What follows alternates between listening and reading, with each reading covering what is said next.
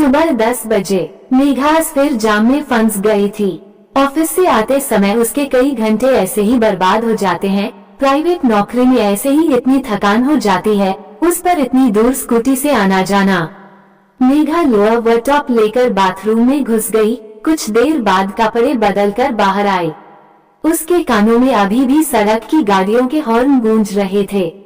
तभी उसने लॉबी में अपनी माँ को कुछ पैकेट फैलाए देखा। वे बड़ी खुश दिख रही थी। मेघा भी उनके पास बैठ गई। मम्मी उत्साह से पैकेट से साड़ी निकालकर उसे दिखाने लगी। ये देखो, अब की अच्छी साड़ी लाई हूँ। पर मम्मी, अभी कुछ दिन पहले ही तो 6 साड़ियों का कॉम्बो मैंने और 6 का रिया ने तुम्हें ऑनलाइन मंगा कर दिया था। वे तो डेली यूज की हैं। कहीं आने जाने पर उन्हें पहनूंगी क्या? लोग कहेंगे कि दो बेटियां कमा रही हैं और कैसी साड़ियां पहनती हैं। कहकर उन्होंने प्यार से मेघा के गाल पर धीरे से एक चपत लगा दी। मेघा मुस्कुरा दी। तभी वे फिर बोली, और देखिए बिछिया, ये मैचिंग चूड़ियां और पायलें अच्छी है ना? हाँ माँ, बहुत अच्छी हैं। आप खुश रहें, बस यही सबसे अच्छा है। अब मैं बहुत थक गई हूँ। चलो खाना खा लेते हैं, मुझे कल जल्दी ऑफिस जाना है। मेघा बोली। ठीक है, तुम चलो, मैं आई। कहकर मम्मी अपना सामान समेटने लगी। उनके चेहरे पर खिसियाहट साफ दिखाई दे रही थी। सभी ने हंसी मजाक करते हुए खाना खाया, फिर अपने अपने बर्तन धोकर रैक में रख दिए। उनके घर में शुरू से ही यह नियम है कि खाना खाने के बाद हर कोई अपने जूठे बर्तन खुद धोता है। खाना खाकर मेघा लेटने चली गई, पर आंखों से नींद कोसों दूर थी। वह सोचने लगी कि हर नारी अपने को किसी के लिए समर्पित करने में ही सबसे बड़ी खुशी महसूस करती है। कल की ही बात है, मेघा की दोस्त सोनल उससे कह रही थी कि यार, तू भी 30 पार कर रही है, क्या शादी करने का इरादा नहीं है? मगर मेघा उसे कैसे बताती कि जब से उसने नौकरी शुरू की है, घर थोड़ा अच्छे से चलने लगा है। अब कोई उसकी शादी की बात उठाता ही नहीं, क्योंकि उन्हें उससे ज्यादा घर खर्च की चिंता रहती है। छोटी बहनों की पढ़ाई कैसे होगी? वे 4 बहनें हैं। पापा का काम कुछ खास चलता नहीं है, इसलिए उन्होंने बचपन अभाव में काटा है। जब से मेघा से छोटी रिया भी सर्विस करने लगी है, मम्मी अपनी कुछ इच्छाएं पूरी कर पा रही हैं, वरना तो घर खर्च की खींचतान में ही लगी रहती थी। मेघा की दोस्त सोनल की 2 साल पहले ही शादी हुई है। ऑफिस में वह मेघा की कुलीग है। उसे खुश देखकर मेघा को बड़ा अच्छा लगता है। कभी भी उसका मन कहता है, मेघा, क्या तू भी कभी ये जीवन जी सकेगी? आज सोनल ने फिर बात उठाई थी। मेघा, पिछले साल हम लोग ऑफिस टूर पर बाहर गए थे तो मयंक तुझसे कितना मिक्स हो गया था। यार, तेरी ही कास्ट का है। तुझसे फोन पर तो अक्सर बात होती रहती है। अच्छा लड़का है, क्यों नहीं मम्मी से कहकर उससे बात चलवाती हो? अगर बात बन गई तो दहेज का भी चक्कर नहीं रहेगा। फिर मयंक की तुझसे अंडरस्टैंडिंग भी अच्छी है।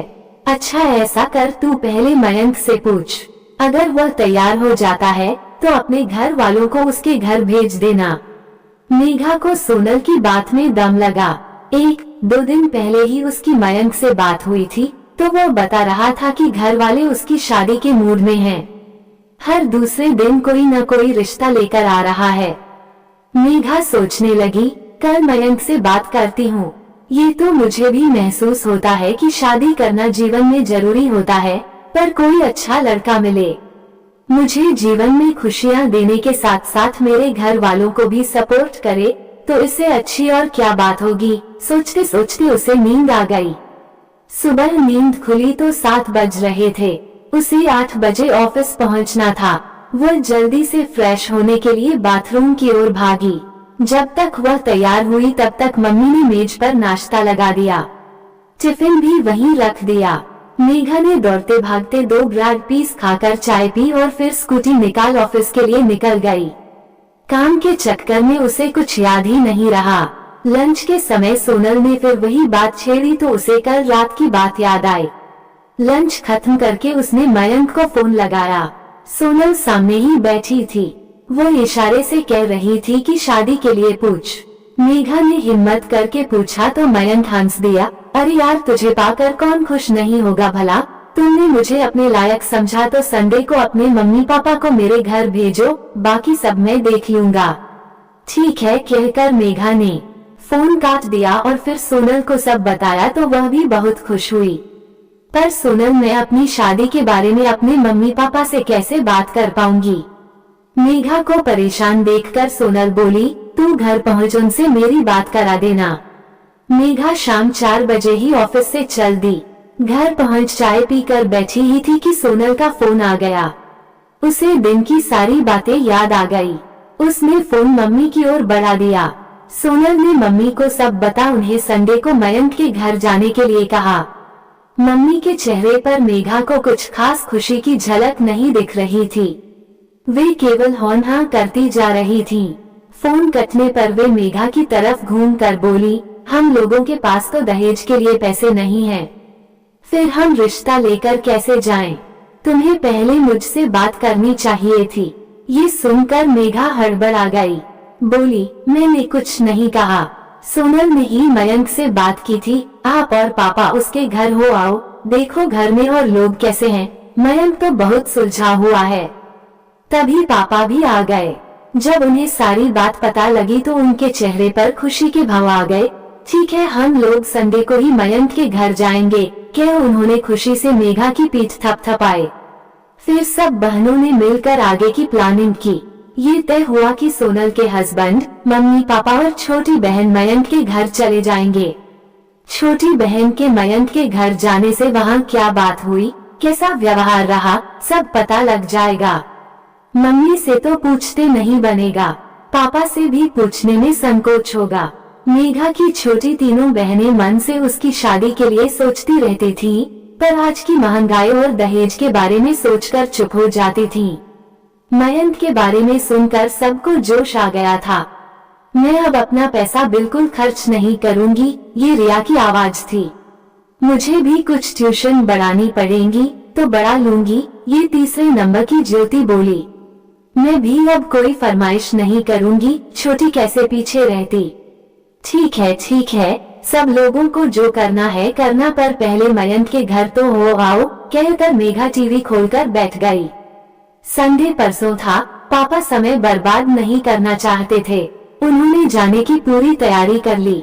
मम्मी ने भी कौन सी साड़ी पहननी है, छोटी क्या पहनेगी, सब तय कर लिया।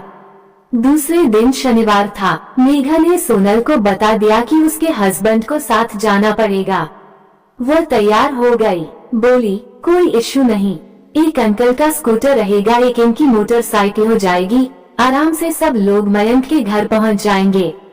मेघा ने फोन करके मयंक से उसके पापा का फोन नंबर ले लिया। शाम को पापा ने मयंक के पापा को फोन करके संडे को उनके घर पहुंचने का समय ले लिया। सुबह 10 बजे मिलना तय हुआ। मेघा की मम्मी बड़ी उलझन में थी कि अगर वे लोग तैयार हो गए तो कैसे मैनेज करेंगे। कुछ नहीं, पर अंगूठी तो चाहिए ही। मेरे सारे जेवर तो धीरे धीरे करके बिक गए, बारात की खातिरदारी तो करनी ही पड़ेगी। मेघा की मां को परेशान देख उसके पापा बोले, अभी से क्यों परेशान हो, पहले वहाँ मिल तो आए। रविवार सुबह ही चुपके से मेघा ने मयंक को फोन मिलाकर कहा, मयंक तुम घर में ही रहना, कोई बात बिगड़ने ना पाए, सब संभाल लेना। हाँ ठीक है, मेरे मम्मी पापा बहुत सुलझे हुए हैं, उन्हें अपने बेटे की खुशी के आगे कुछ नहीं चाहिए, जिसमें मैं खुश उसमें वे भी खुश। मेघा बेफिक्र होकर अंदर आ गई। देखा मम्मी तैयार हो गई थी। चलो जल्दी लौट आएंगे वरना आज दुकान बंद रह जाएगी, मेघा की माँ बोली। कुछ दिन पहले ही मेघा के पापा ने एक दुकान खोली थी। करीब 12 बजे सभी लौट आए। पापा बहुत खुश थे, सभी बातें कायदे से हुई थीं। बस मयंक के पापा कुंडली मिलाकर बात आगे बढ़ाना चाहते थे। वे पापा से बोले कि आप बिटिया की कुंडली भिजवा देना। जब सब लोग खाना खाकर लेट गए तो सब बहनों ने छोटी को बुलाकर वहाँ का सारा हाल पूछा। छोटी ने वहाँ की बड़ी तारीफ की, बताया कि अगर कुंडली मिल गई तो शादी पक्की हो जाएगी। मम्मी ने तो वहाँ साफ साफ कह दिया कि हम लोग पैसा नहीं दे सकते, किसी तरह जोड़कर बारात की खातिरदारी कर देंगे, दहेज देने के लिए हमारे पास कुछ नहीं है। सुनकर रिया गुस्सा गई। बोली, ये सब कहने की पहले ही दिन क्या जरूरत थी। आगे बात चलती तो बता देती। दूसरे दिन मेघा की तबीयत ठीक नहीं थी। ऑफिस से छुट्टी लेकर जल्दी घर आ गई। दवा खाकर चादर ओढ़कर लेट गई। थोड़ी देर बाद रिया और मम्मी की आवाज उसके कानों में पड़ी। रिया बोली, दीदी की शादी फाइनल हो जाए तो मजा आ जाए। मयंक अच्छा लड़का है, एक बार मैं भी उससे मिली हूँ। मम्मी तुरंत बोली, अरे नहीं, बहुत मॉडर्न परिवार है, हम उनके स्तर का खर्च ही नहीं कर पाएंगे। तभी तो मैं उस दिन सब साफ कह आई थी। अगर मयंक मेघा से शादी का इच्छुक है तो कुछ खर्च उसे भी तो करना चाहिए। सगाई शादी सारे खर्च को आधा आधा बांट लें। जेवर भी मैंने कह दिया है हमारे पास नहीं है। जेवर तो आपको ही लाने पड़ेंगे, फिर मेरी तो 4 लड़कियां हैं, मुझे तो सब पर बराबर ध्यान देना पड़ेगा। आपके तो केवल एक लड़का है, आपको तो बस उसी के लिए सोचना है।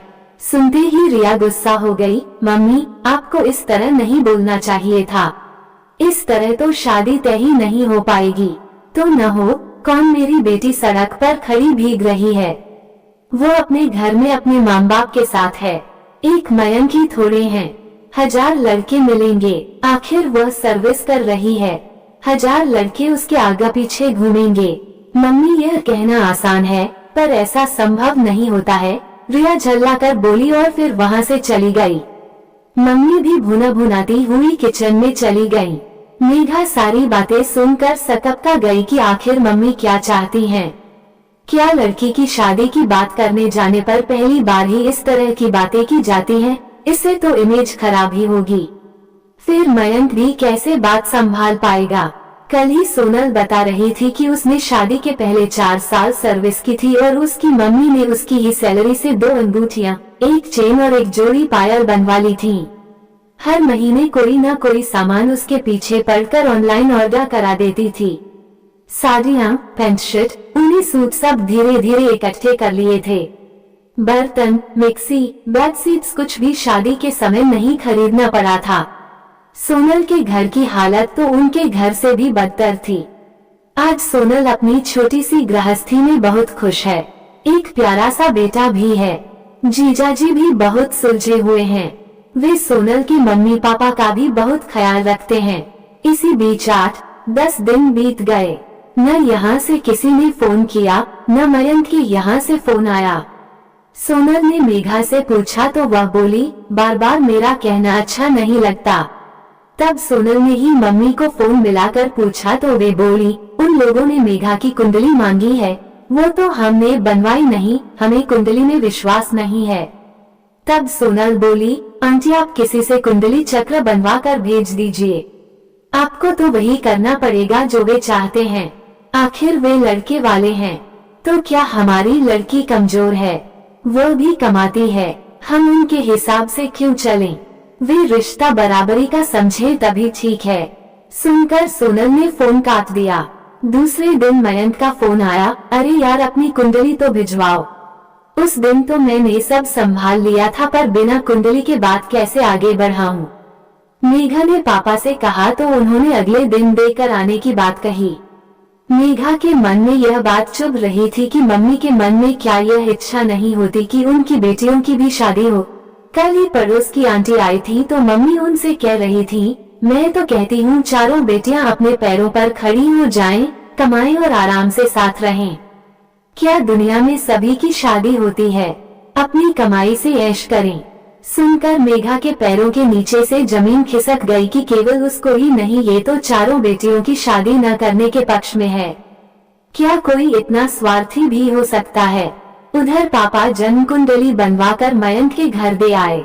4-5 दिन बाद मयंक के पापा का मेघा के पापा के पास फोन आया। उन्होंने कुंडली मिलवा ली थी, मिल गई थी। आगे की बात करने के लिए पापा को अपने घर बुलाया था। पापा ने खुशी खुशी रात के खाने पर सबको ये बात बताई तो सभी बहनें खुशी से तालियां बजाने लगीं। तो आप लोग कब जा रहे हैं? रिया ने पूछा। आप लोग नहीं, अकेले मैं जाऊंगा, कहकर पापा खाना खाने लगे। मम्मी हैरानी से उनका मुंह देखने लगी, फिर बोली, अकेले क्यों? अभी भीड़ बढ़ाने से कोई फायदा नहीं, पता नहीं बात बने या नहीं। फिर दुकान तुम देख लेना, बंद नहीं करनी पड़ेगी, आप साफ बात कर भी पाएंगे। मम्मी की आवाज सुनकर पापा खाना खाते खाते रुक गए। बोले, हाँ, ऐसे साफ साफ भी नहीं करूँगा कि बात ही साफ हो जाए। सुनकर हम बहनें हंस पड़ी। मम्मी गुस्सा कर किचन में चली गईं। रात में फिर चारों बहनों की मीटिंग हुई। पापा अकेले मयंक के घर जाएंगे, इस बात से सभी बहुत खुश थीं। आपको ये कहानी कैसी लगी हमें कमेंट कर जरूर बताएं। इसी तरह की अच्छी कहानियाँ आप यहाँ पर पढ़ सकते हैं। यहाँ उपस्थित शिक्षाप्रद कहानियाँ आपका मनोरंजन करने के साथ दिशा भी देंगी। तो बने रहिए हमारे साथ और हमारे प्रयास को सफल बनाएं।